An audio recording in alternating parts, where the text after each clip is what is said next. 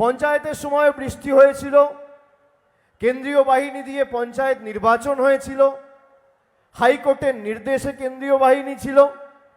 কি রেজাল্ট হলো? BJP, CPM, Congress ভোকাট্টা।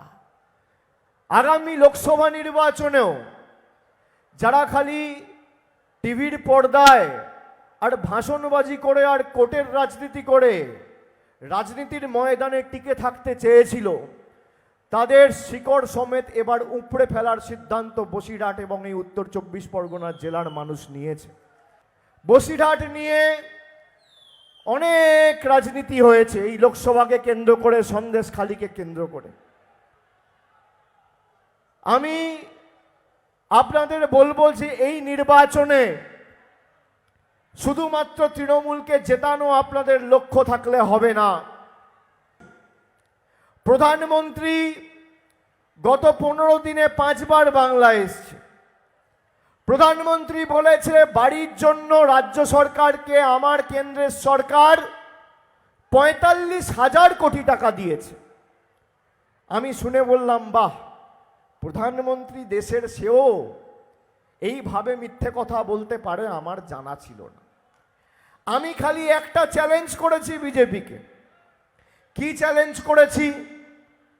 যে আপনারা 2021-এ বিধানসভায় বাংলায় হেরে যাওয়ার পরে, মুখ থুবড়ে পড়ার পরে 2021 থেকে 2024 অবধি 2017 থেকে 18 থেকে যে সমীক্ষাগুলো হয়েছিল আবাস প্লাসে, আপনারা যদি দেখাতে পারেন শ্বেতপত্র প্রকাশ করে যে কেন্দ্র সরকার বাংলার মানুষের বাড়ির জন্য 10 পয়সা প্রকাশ করেছে, আমি রাজনীতির আঙিনায় পা রাখবো না।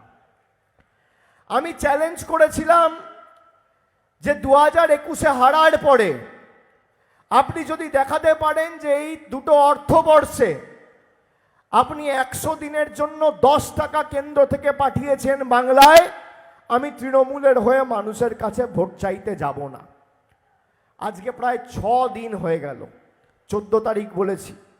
প্রায় 150 ঘন্টা কোনো বিজেপি নেতা, ছোট বড় মাঝারি সেজো মেজো, কারোর ক্ষমতা হয়নি শ্বেতপত্র প্রকাশ করার।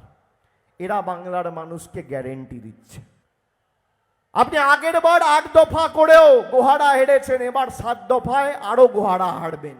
7 দফা 8 দফায় বাংলার প্রতি এই বৈমাতৃ সুলভ আচরণ, আপনাদের ধারাবাহিকভাবে এই বাংলা বিরোধী আচরণের প্রতিশোধ বাংলার মানুষ নেবে।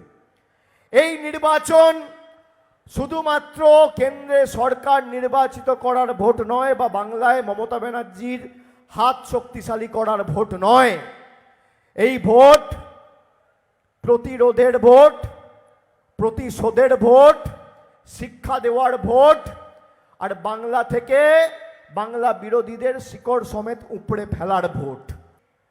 আমাদের বাংলা থেকে রাজ্যসভা লোকসভা মিলিয়ে তৃণমূলের 35 জন সাংসদ কৃষি ভবনে কৃষিমন্ত্রীর সাথে বৈঠক করতে গেছিল। আমাদের চুলের মুঠি ধরে টেনে হিচড়ে, এমনকি মহিলাদের জনজাতি মূলবাসী প্রতিনিধি বীরবা হাঁসদা, মহিলা প্রতিনিধি যারা ছিল, দোলা সেন, মহুয়া মৈত্র, প্রতিমা মণ্ডল, কাকলি ঘোষ দস্তিদার, টেনে হিচড়ে চুলের মুঠি ধরে বার করে দিয়েছে।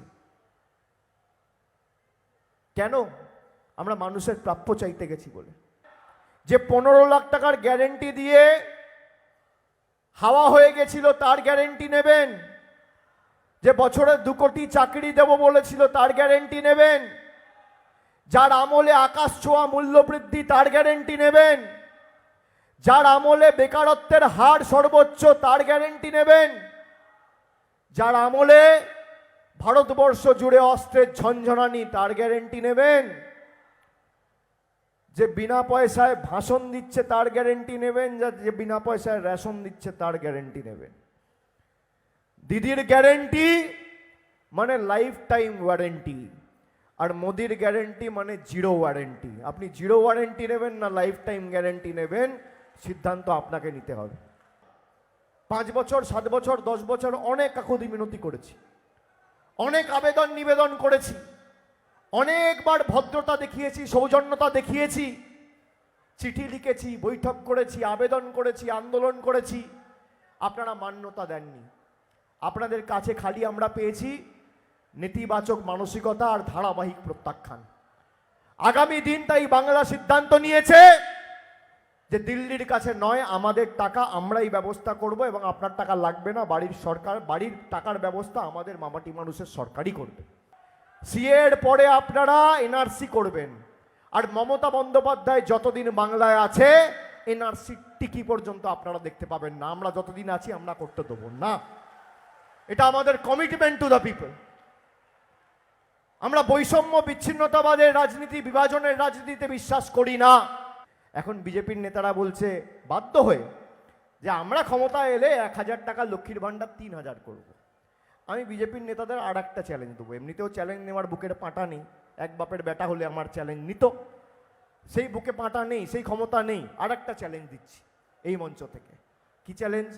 17টা রাজ্যে বিজেপি সরকার ক্ষমতায় রয়েছে, একটা রাজ্যে যদি 3000 টাকা লক্ষ্মীর ভাণ্ডারেরা দিতে পারে আমি রাজনীতি করব না, অবসর নেব।